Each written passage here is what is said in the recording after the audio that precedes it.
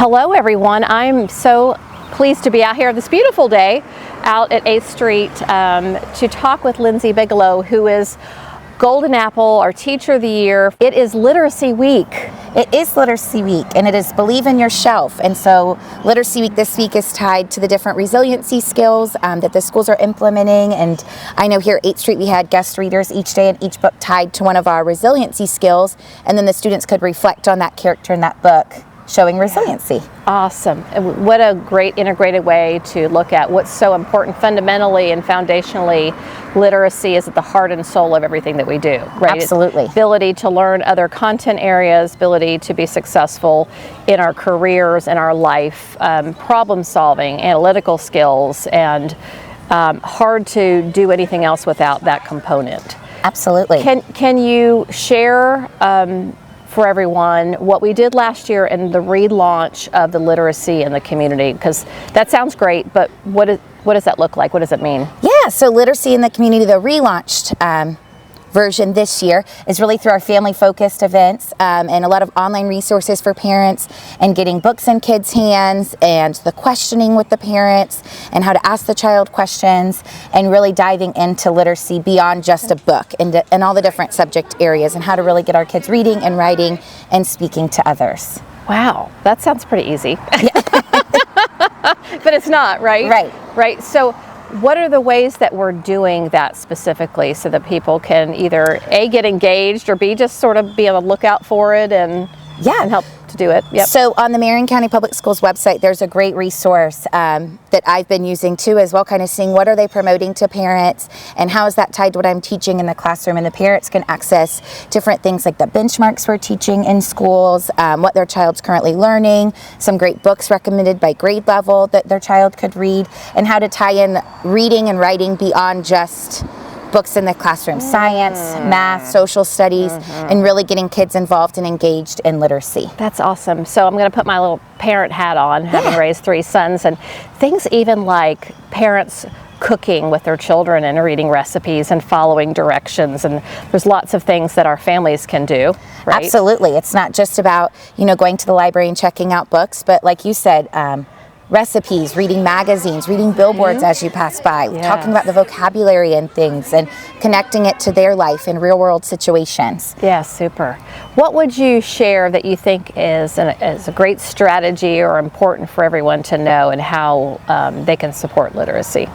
I think a great strategy is finding what your child likes to read. I think a lot of time our struggling readers, I was a struggling reader as a child, so a lot of times struggling readers, until you find something they enjoy to read, they're hesitant or resistant to doing that. And so finding something they really enjoy. So if they play a sport like baseball, finding baseball books or stories about people that played baseball, and really getting them involved in that, but also reading to your child. I know even as an adult, when someone is reading out loud, it's so engaging to hear somebody else do it.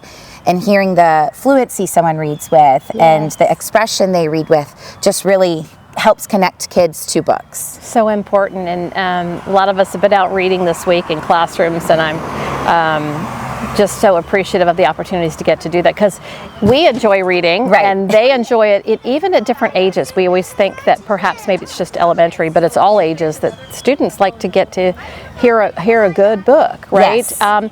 And you had a great strategy with interest, also looking at fiction, nonfiction. Sometimes those books on facts of high interest might be interesting, world book facts. And so I think that's a great point of finding what the interest is, and then finding a way, even through the arts. Right, absolutely. Reading through the arts. And so taking that naturally, perhaps, right, and supporting. Not forcing. Yes. Forcing reading on the child, but kind of letting them lead the way, finding what they like, and if the book's maybe something not something they're able to read yet, but read it to them, or partner read. You read a page, I read a page. Just any way to get them involved in it, but also be interested and engaged at the same time. Wonderful, wonderful. So I'm, again, so appreciative of all that you do and your leadership and your commitment to learning for our students, and helping your peers to do the same. So thank you so much. So proud of you, Dr. Gullett. Thank you. So in addition to spending some time with Mrs. Bigelow outside, I've popped into your classroom, right? I'm here with Brantley and Emma. And for those of you who aren't aware, it's the 100 days of school today, right? So first I want to say good morning. Good morning. Thank you for letting me visit. And can you tell everyone who's going to be watching what 100 days of school means to you and why you're dressed so awesomely today? Brantley, you want to start? It's 100-day school, and 100 days is a long time.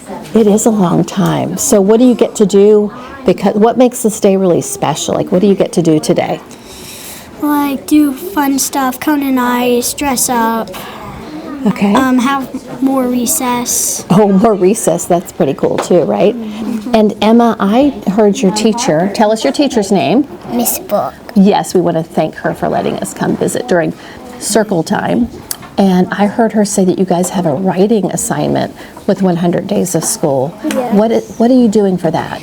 You you do a topic sentence and then you write about next to last and you talk about all of that. Okay, so 100 days of school is important because it's been a lot of days of learning, but also it sounds like you're doing some learning attached to 100 days, not just extra research, which is pretty cool, but also some learning and writing, right? And reading?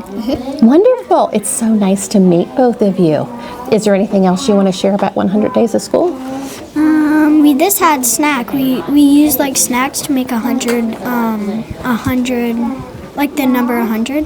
Okay. Did you have to count or create numbers out of the items that you had for snack? No. No? What was your snack like? It was like, so first we had to like make all of it and then like you got to eat it at the end. Okay, so you made a snack? Yeah. What kind of snack did you make? We didn't like make one. There was like all these fun snacks and then we just made a 1 and then a 0 and then 0 to make 100. Okay, to represent the number. We used a big pretzel, Okay. popcorn, and Okay.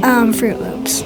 So was there counting involved as well to get to No. 100? Not really. Are there different ways you learn to get to 100? Yeah, 10, 20, 30, 40, 50, Oh, 60, you 70, count by, 80, you're 90, counting by 100, tens Like this. and? 1, 2, 3, Okay. 4, 5, 6, Excellent. 7, 8, 9, 10, 11. So you're learning different ways to get to 100. I'm so proud of both of you. And you look amazing. But yeah, you look really good for 100, I must tell you. I hope I look like you do at 100. Okay?